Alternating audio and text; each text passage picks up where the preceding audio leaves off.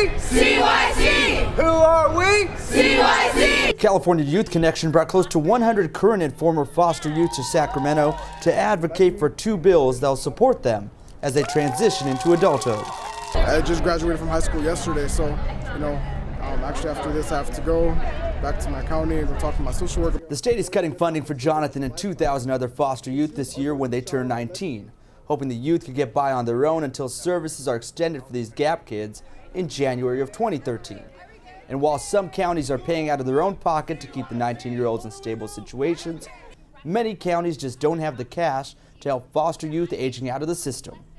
Lawmakers acknowledged that was an unfortunate part of the 2010 deal to extend foster youth services to the age of 21 on a year-by-year basis instead of universally. And they know they have to do better. Our foster youth don't have the same family support systems that most of the other youth in California have. And we, the state, in effect, are your family. And so we have to be good family support to you. Skinner and her colleagues have 2 bills being pushed through Sacramento aimed at helping foster youth as they turn into adults. They work to get AB 1712 to the Assembly floor this week for a vote. If it makes it through the Capitol, the bill would immediately fund foster youth aged 19 to 21.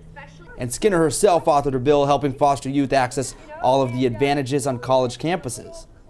Skinner says she's confident in both bills' passage, but knows the state's $16 billion budget deficit could play a part in how legislators vote this week, which is why the visit from foster youth was so important.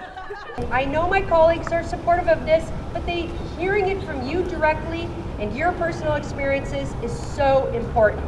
Speaking for the 2,000 plus foster youth faced with losing funding, Jonathan says this week's vote will be critical for kids trying to get out on their own for the first time in their lives. The priority, finding a home or housing to stay at, and then education falls down on the priority scale. When they have funding and they have a place to stay, then the priority of education goes up.